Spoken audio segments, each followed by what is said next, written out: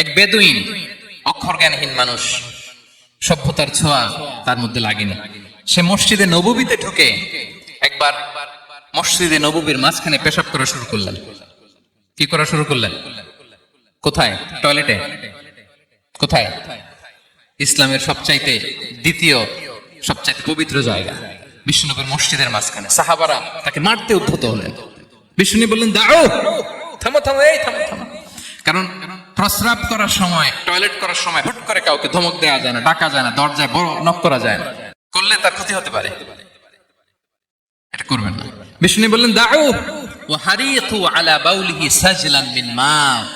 এই রাখো রাখো, বেচারাকে পেশাব করতে দাও, করতে দাও, করতে দাও, পেশাব করতে দাও।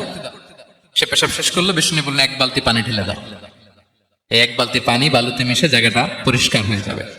এরপর বিষ্ণু ইসলাম বললেন, ফাইন্নামা বুইসতুম মুয়াসসিরিন ওয়া লাম তুবআসু মুআসসিরিন। তোমরা তো কঠোর হচ্ছ কেন? আল্লাহ তো তোমাদেরকে কঠোর করে পৃথিবীতে পাঠাননি, সহজপন্থী করে আল্লাহ তাআলা আমার এই উম্মতকে পৃথিবীতে পাঠিয়েছে। পড়েন সুবহানাল্লাহ। দেখেন কত চমৎকার আচরণের ছিলেন। এবং পরে লোকটাকে বুঝিয়ে বললেন, সে কালিমা পড়ে মুসলমান হয়ে গিয়েছে। আল্লাহু আকবার। এই ছিল বিষ্ণু ইসলামের ইন্টারাকশন সাহাবাদের সাথে।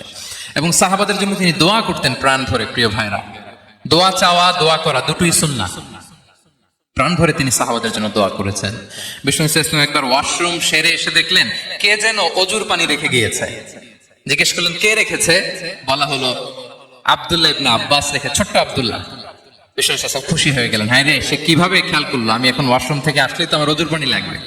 খুশি হয়ে একটা দোয়া করলেন তার জন্য। তিনি বললেন, আল্লাহুম্মা ফাক্কিহহু ফিদ-দীন ওয়া আল্লিমহু তা'বীল। মানে হে আল্লাহ, আপনি তাকে দ্বীনের জ্ঞান দেন এবং কোরআনের ব্যাখ্যা তারে শিক্ষা দেন। বিশ্বনবীর এই দোয়া এমন ভাবে কবুল হয়েছে, এই আব্দুল্লাহ ইবনে আব্বাস যত মুফাসসির পৃথিবীতে আসবে, সকল মুফাসসিরদের সম্রাট হিসেবে আল্লাহ তাকে কবুল করেছেন। বিশ্বনবীর দোয়া তারা পেয়েছেন। উম্মে সুলাইম রাদিয়াল্লাহু তাআলা আনহা, আনাস রাদিয়াল্লাহু তাআলা আনহুকে নিয়ে আসলেন। বললেন, নবী হে, আপনি এসেছেন, আমরা যে এত খুশি মদিনাবাসী, সবাই দেখে আপনার হাতে কিছু না কিছু হাদিয়া দেয়। আমি কি দিব? কিছু দেয়ার নাই, কিছু দেয়ার নাই। আমি গরিব মানুষ, আমি আমার নাড় ছেঁড়া ধন, কলিজার টুকরা আনাস, আমার শিশু সন্তানটারাই আপনারে হাদিয়া দিয়ে দিলাম। খোয়াই দেবো কে আনাস। নবী হে, সে আপনার ছোট্ট খাদেম হবে, আপনার কাজ করে দিবে। ও দোয়া আল্লাহ আল্লাহ, আপনি তার জন্য একটু দোয়া করেন। বিষ্ণু দোয়া করলেন। কি দোয়া করলেন? আল্লাহুম্মা আকসির মালাহু ওয়া ওয়ালাদা। আল্লাহ আনাসের সম্পদও বাড়ায় দাও, ওয়া ওয়ালাদা, তার সন্তানও বাড়ায় দাও। দেখেন এই দোয়ার কি বরকত। এই দোয়ার বরকতে আনাস বলে, মদিনাতে যত খেজুর বাগান ছিল সবগুলো খেজুর বাগানে বছরে খেজুর হতো একবার, কিন্তু নবীর দোয়ার বরকতে আমি আনাসের বাগানে খেজুর হতো বছরে 2 বার। আর ওনার সর্বসাকুল্যে ছেলে মেয়ে ছিল, কোন বর্ণনায় 78 জন, কোন বর্ণনায় 80 জন।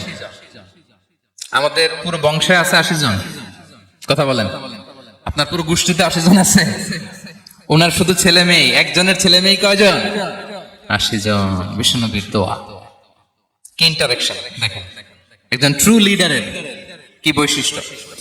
তিনি সাহাবীদের ভালো গুণ দেখলে তাদেরকে উৎসাহিত করতেন, ইন্সপায়ার করতেন, প্রশংসা করতেন। আবু মুসা আল-আশআরী রাদিয়াল্লাহু তাআলা আনহু, তিনি রাত জেগে চমৎকার কণ্ঠে তেলাওয়াত করতেন। একদিন তার ঘরের পাশ দিয়ে বিষ্ণুনবী যাচ্ছিলেন। পরের দিন বললেন, আবু মুসা, আমি কিন্তু তোমার কণ্ঠ শুনেছি, বড় সুরেলা গলা তোমার। লাকাত উতিতা মিজমারান মিন মাজামিরি আলি দাউদ। দাউদ নবীর গলায় আল্লাহ যে সুরের ঝংকার দিয়েছেন, এই উম্মতের মধ্যে আল্লাহ তোমার গলায় সেই সুরের লোহরি ঢেলে দিয়েছেন। আচ্ছা বলেন, নবী যদি প্রশংসা করে যে তোমার তেলাওয়াতটা খুব সুমধুর হয়েছে, তার কেমন লাগবে বলেন তো? আচ্ছা নবী বাদ দেন, শাইখ আব্দুর রহমান আস-সুদাইস এসে যদি আপনারে বলে তোমার কণ্ঠটা তো বড় মিষ্টি, কেমন লাগবে আপনার? আর স্বয়ং বিশ্বনবী যদি বলে, সুবহানাল্লাহ পড়বেন না? আল্লাহু আকবার। এইভাবে ইসলাম সাহাবাদেরকে উৎসাহিত করতেন। মাঝে মাঝে প্রশ্ন করতেন, তাদের অ্যাটেনশন গ্রো করার জন্য তিনি প্রশ্ন করতেন। একবার বলেন দেখি, কে বলতে পারে ইন্না মিনাশ শাজারি শাজারা লা ইয়াসকুতু ওয়ারাকুহা মাসালুহা মাসালুল মুমিন। একটা গাছ আছে, এই গাছের পাতা ঝরে না, এর দৃষ্টান্ত মুমিনের দৃষ্টান্ত। কে পারো দেখি? কোন সাহাবী পারে না। কারণ তারা ভাবতেছিল দূরের ওই সিরিয়ার কোন গাছ হবে, অমুক জায়গার মরুভূমির গাছ হবে, ঘরের পাশে যে খেজুর গাছ ওইটা আর কেউ ভাবে না। ভাবছে প্রশ্ন যেহেতু করছে, এত সহজ উত্তর হলে তো প্রশ্ন করার কথা ছিল না। তারা এইটা বলে, ওইটা বলে, ক্যাকটাস, গুলমলতা, ওই গাছ। নবী বলে না, ইন্নাহা আন-নাখলা, এটা খেজুর গাছ। কি গাছ? তো আব্দুল্লাহ ইবনে ওমর তখন খুব ছোট, তিনি মনে মনে ধরে ফেলছিলেন, কিন্তু ভয়ে বলে না।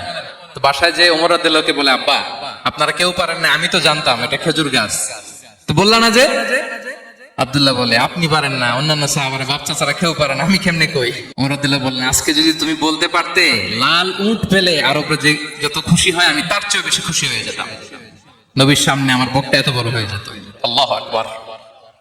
দেখেন, প্রশ্ন ছুড়ে দিয়ে মনোযোগ আকর্ষণ করতেন সাহাবাতে, রসিকতা করতেন মাঝে মাঝে। রসিকতা, এক সাহাবী বলেন, ইয়া রাসূলুল্লাহ, আমার চলতে বড্ড কষ্ট হয়, আপনি যদি দয়া করে আমাকে একটা উট দিতেন তাহলে আমি রাইড নিতাম এটার উপরে, এটা দিয়ে চলতাম, সফরের কষ্ট কমে যেত। বিষ্ণু বলেন, যাও ঠিক আছে, তোমাকে একটা উটের বাচ্চা দিব। কি দিব? সাহাবী বলেন, ইয়া রাসূলুল্লাহ, আমি চাইলাম কি আর আপনি বললেন কি?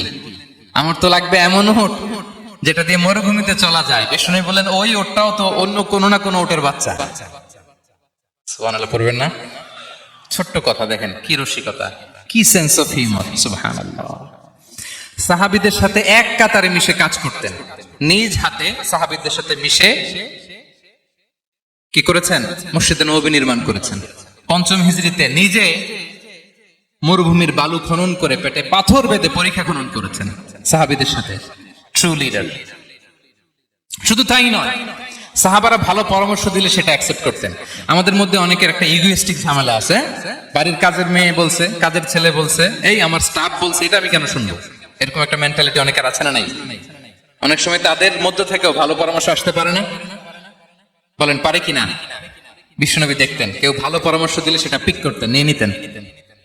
বদরের যুদ্ধে মুসলিম সৈন্যরা কোথায় ক্যাম্প করবে, বিশ্বনবী হঠাৎ একটা জায়গায় ক্যাম্প স্থাপনের নির্দেশনা দিলেন। হাব্বাব ইবনুল মুনজির রাদিয়াল্লাহু তাআলা আনহু, তিনি বললেন, ইয়া রাসূলুল্লাহ, অনুমতি দিলে একটা কথা বলুন। কি কথা?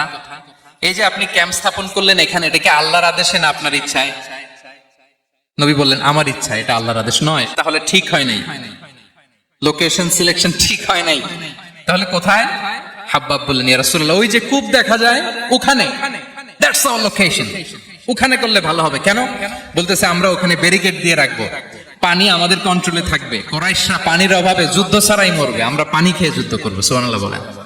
বিশ্বনবী সাথে সাথে হাব্বাবের কথা মেনে নিলেন, বলে যে না, আমি যে ডিসিশন দিয়েছি সৈন্যদের মধ্যে আবার ছড়িয়ে দাও, we should change our location. আল্লাহু আকবার। তাহলে সাহাবাদের সাথে ইন্টারেকশন কি ফ্র্যাঙ্কলি, কি ওপেন মাইন্ডেড। সুবহানাল্লাহ বিহামদিহি।